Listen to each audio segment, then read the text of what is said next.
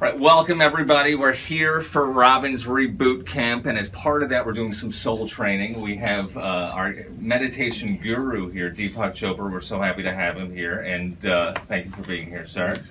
And he's going to lead you through a guided meditation. He's going to introduce you to the concept of meditation first, and then take you through a morning meditation. So for anybody who's here in the room or anybody who's watching, enjoy. Thanks, guys. Thanks very much. So, thanks for coming this morning. How many of you are already doing some kind of meditation? Okay, so that's very good. Meditation is a way of getting in touch with yourself. So, but what is the self? What is that part of you which is the core of your being? We call ourselves human beings, not human thinkings, not human doings, human beings. So meditation goes to the source of thought. We have thoughts. All of us have thoughts. Where do they come from? They come from our essence, what spiritual traditions call the soul, or core consciousness, or innermost being. So when we meditate, there are two things that happen. One is called the inward stroke. We go to the direction of the quiet, unconditioned mind, which we call the soul. And there's an outward stroke, which is thoughts. So you don't have to worry about thoughts because they're part of meditation, right? There's an outward stroke and an inner stroke. Now there are many kinds of meditation. So there's reflection when you ask questions and you let go. But because when you ask questions and you let go, you're already going to your source, there are answers there. There's no answer that is not there. So your innermost being knows everything.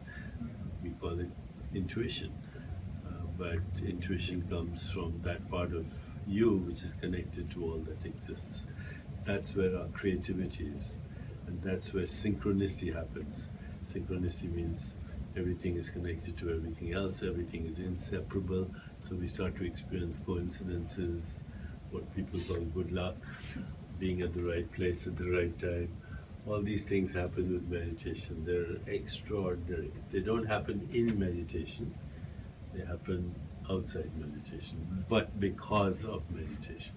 Now, of course, in a stressed out society where we live in so much melodrama every day, especially when we're listening to the news, then there's lots of stress, and meditation is good for stress management. It's the easiest thing you can do. It's good for improving your personal relationships because you're not so reactive. It's good for your health and well-being. Actually, now we have research that shows that meditation changes the levels of the anti-aging hormone called telomerase. I mentioned the research in our book, Super Genes. It also changes your gene expression. So you can have identical twins, and one meditates and one doesn't. And 20 years later, their gene expression is totally different. Gene expression is determined by many other things, but meditation, by countering the effects of stress, it changes the genes in such a way that all the genes that are responsible for health and well-being, or what we in biology call homeostasis, which means self-regulation, self-healing, all the genes that are involved in that, they are upregulated, which means they go up in activity. According to our research, sometimes 17-fold over baseline. And all the genes that are involved in inflammation, and if there's too much inflammation in your body, that leads to many chronic illnesses, associated with many chronic illnesses, including autoimmune illnesses, degenerative disorders, even cancer. All the genes that are involved in too much inflammation, they get down-regulated. So you're actually changing the expression of your genes through meditation. So there's many reasons to do meditation. Some people say, I don't have enough time to do it even once a day. And to those, I say, Do it twice a day because you're the one who needs it most. Okay, make it part of your routine. Okay, so any questions on just the practice? We'll do it now, but any questions? Okay, so let's uncross our feet, put our feet on the ground, our hands comfortably in our lap. The most important thing is to be sitting, because if you're lying down, then your mind associates that with sleep, and you might fall asleep, which of course means that you need more sleep. Okay, in that case, that's also appropriate. Okay, and let's close our eyes, and we'll begin with something very simple. With your eyes closed, just observe your breathing.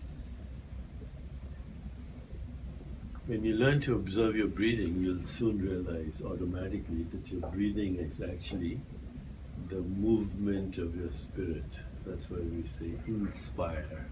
Inspiration is the movement of spirit. We associate breathing with life. And life also is thought. As long as we are living, there is thought. So breathing and thought mirror each other. And when you observe your breath, by itself, it quiets down. You don't have to manipulate it, you just observe it. You observe it as it goes in, and then you observe it as it goes out.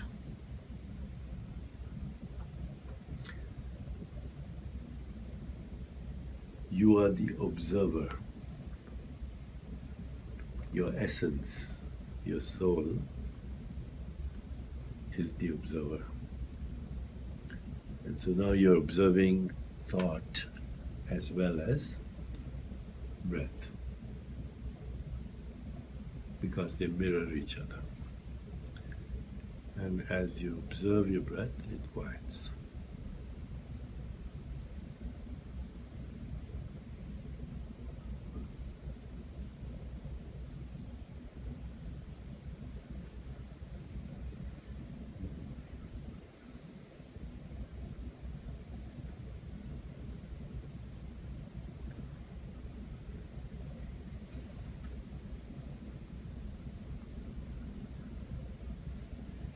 And now, bring your awareness into your heart. So in the middle of your chest, bring your awareness there.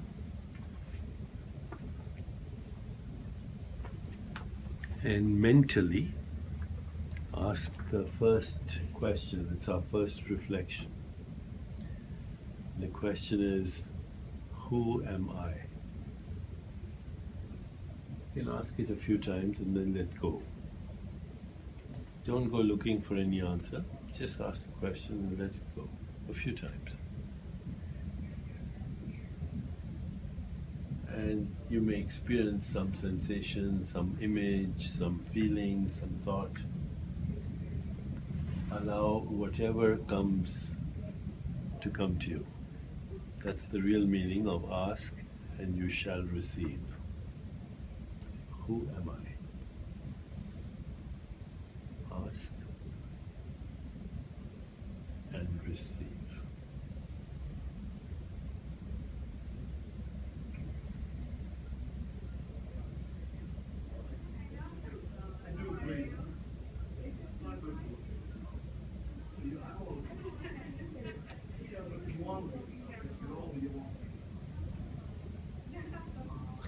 Now let's go to our second reflection. What do I want? What do I want? Once again, ask the question a few times and see what comes up in the form of a sensation, image, feeling, or thought.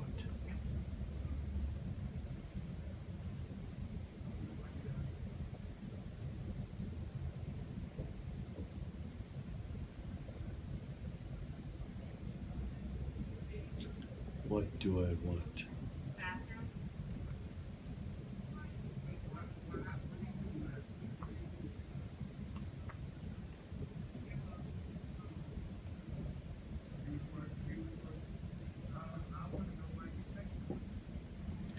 Let's move to the third question.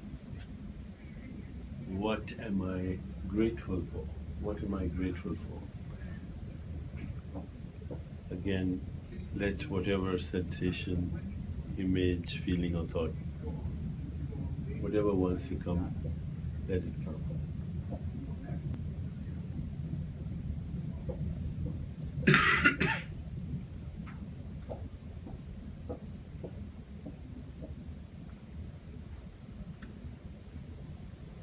And we'll ask one more question. What is my purpose? What is my calling?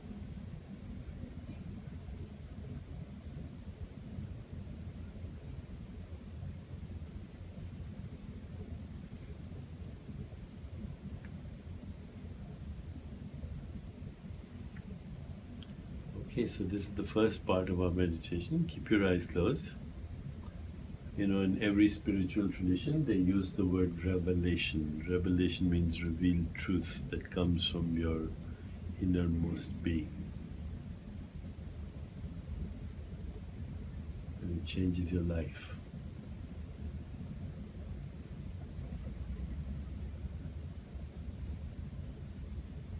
Now we'll move to the second part, and this is a very interesting type of meditation. There are many kinds, but we'll do this.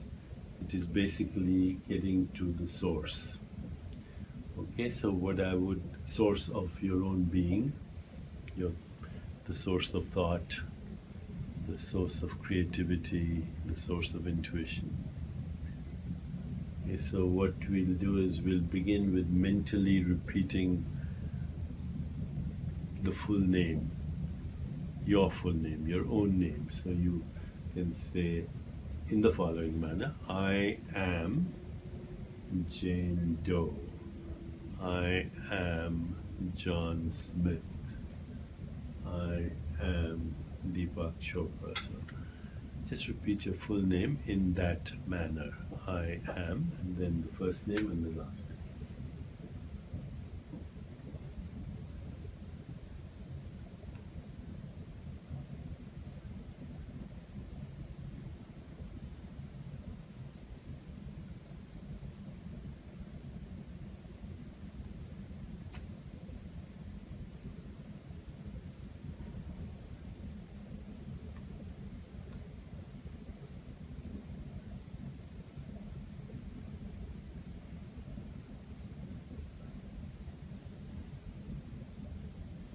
And now you can just drop your last name. So just say, I am John, I am Jane, I am Deepak, I am Paul, I am Mary. Just the first name.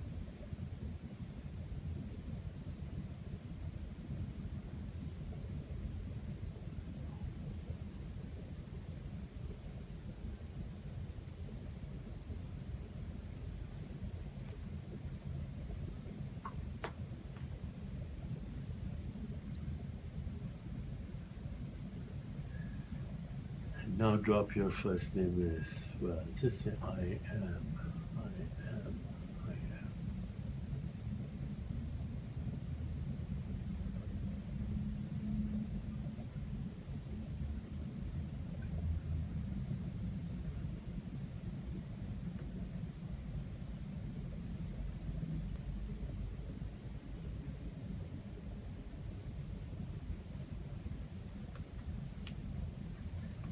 And now replace the I am with the mantra for our breath.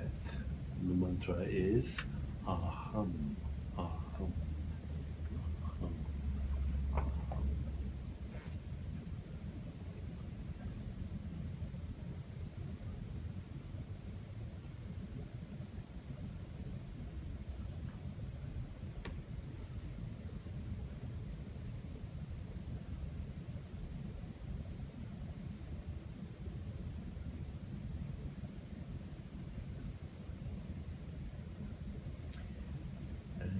finally, we can leave the mantra too and just settle into our innermost being. Innermost being. Settle into being. Being is awareness. So just settle into awareness. The awareness of awareness. The source of thought. The self. The soul. Being.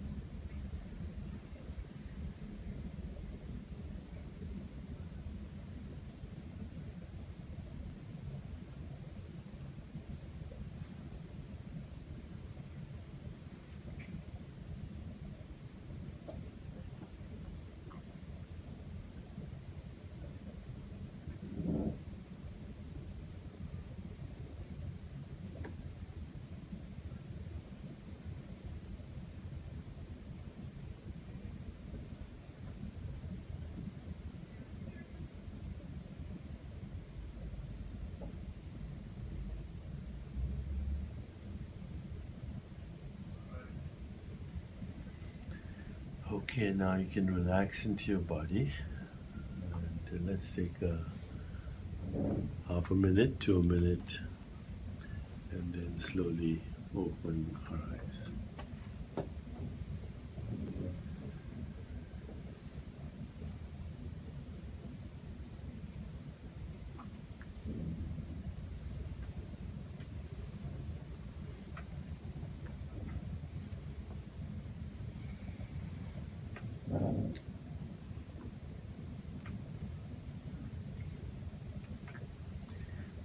Okay, so we can open our eyes.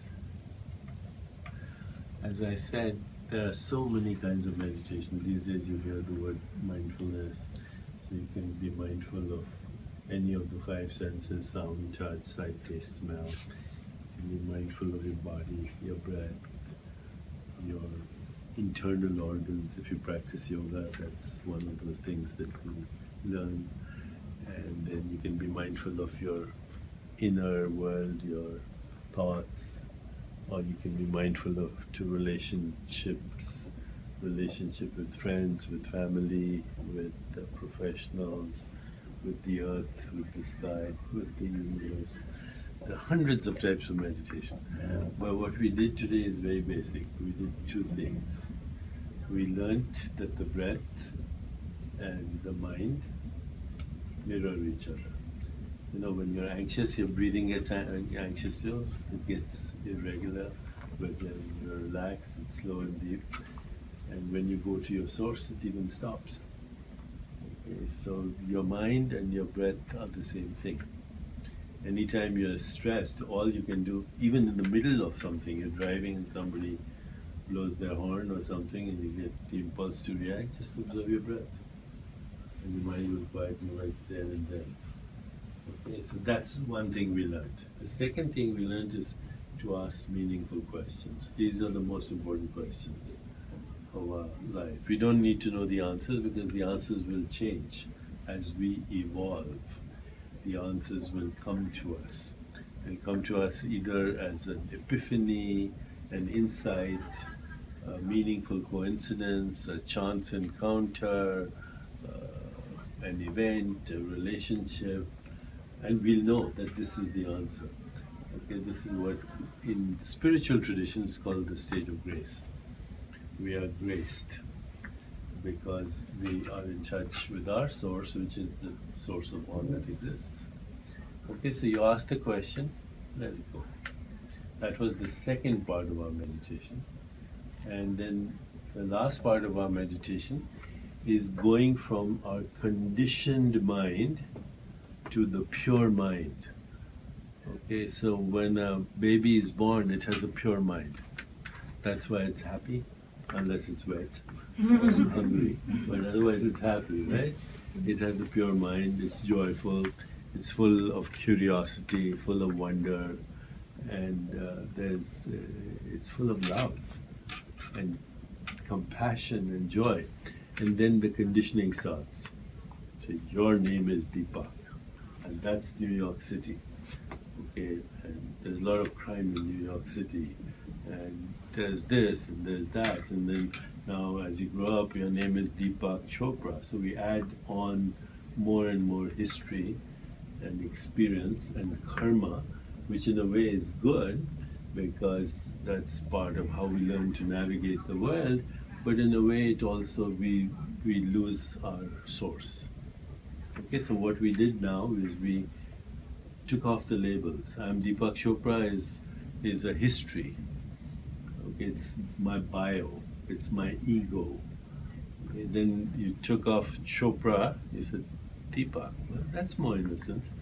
You know, my parents called me Deepak unless they were upset. Then they said, "Come here, Deepak Chopra." Otherwise, Deepak, right? It's more innocent. And then we took that off. We said, I am. Before we knew our name, we were just sure that we existed. Okay, that's why in every spiritual traditions, there's this phrase, I am that I am. In the New Testament, Jesus says, before Abraham was, I am. I am is always present. I am Deepak is either the past or the future, right? Because there's a history with it. But I am is always present. But we took that off too. We just went to the breath. Okay, again, the mantra. And finally we took that off. And then we were pure existence, pure being. That is where all the creativity is. That's where all the wonder is. That's the source of thought. That's where intention comes from. And that's the seat of power, ultimate power, self-power. Okay, that's from there you write your destiny. Okay, so in the great spiritual traditions of these, they say you are pure being. From pure being, you are desire. And then that's your deepest intention, and from there come your deeds, and from there comes your destiny. But if you don't know how to go back to the source, then we are kind of frenetic, and we're just doing. Or there's no real feeling, and there's no actual thinking. The thinking is frenetic. Real thinking is reflective thinking, the kind we did right now, asking questions. Okay, can you hand that book to me for 1 second? So, in Super Genes, there's all this information about what meditation does and all the research, and also some kinds of meditations that you might want to learn about. And we're very excited because now we have many scientists telling us that this is the fastest way to change your biology at the cellular level, at the level of gene expressions. Your genes are not your destiny. You create your destiny by changing the expression of your genes. Okay, so you might have any questions, maybe. I have questions. Yes. Nicole. From the research that you have in your book, I oftentimes work with people that think they're too old or they're too young to start practicing. Is there anything there? Can you be too old or too young to start practicing? You're never too old to practice meditation. Now, for children, the best meditation early on is play. Okay, that's why children like to play. And when they're playing, they're absorbed, right? They're joyful and they're absorbed. When they're about 5 years, then you can tell them to keep quiet for 5 minutes every day, like a game. So for the next 5 minutes, at 7:24 till 7:29, we'll keep quiet. And you'll find that they actually enjoy it. Okay, it's a game. After the age of 5, you can teach them to watch their breath instead of just keeping quiet for 5 minutes, sitting quietly, with the eyes open. Okay. When they get to 6 or 7, a little more, then you can actually introduce the mantra aham. And then when they're 10, they're ready for anything that we do. And it's a good way to start a life.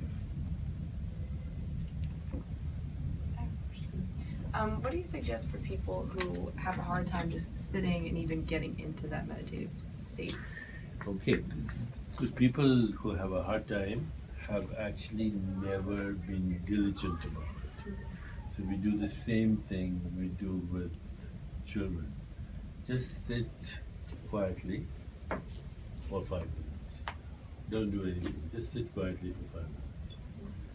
And when you can do that, maybe sit quietly for 10 minutes.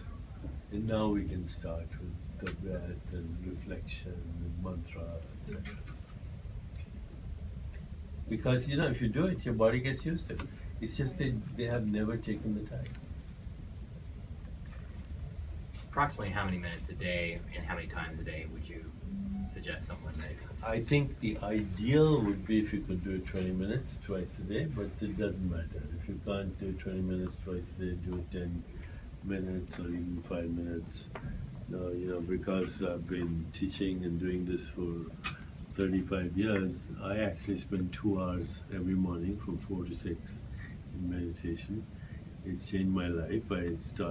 That's where I get these books out from, and I go to the source, and then in the evening again I do it for 15 minutes. I have a pretty hectic life, but my life is busy, but my mind is quiet. Okay, so then there's no stress, there's no fatigue. You have lots of energy.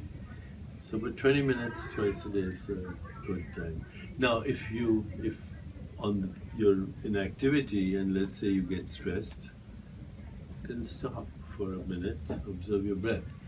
Many times I teach what is called the STOP formula. Have you heard about it? Okay, so STOP, S-T-O-P. S stands for stop. T stands for take 3 deep breaths and smile, because that changes your mood. Okay. O stands for observe what's happening around you, but also observe your body, because when you're stressed, your body knows. So you observe it, and when you observe it, it quietens down. And P stands for proceed with awareness and compassion. So you never get stressed. S-T-O-P.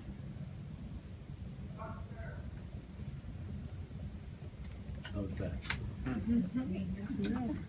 Anything else? Thank you all for being here. Thank you, Deepak, for doing that. It was a pleasure. Yes, and thank you. we'll actually be in studio in a little bit, where you're going to be speaking to our viewers and Robin and Sam Champion. So thank you. Thank you all. Thank you.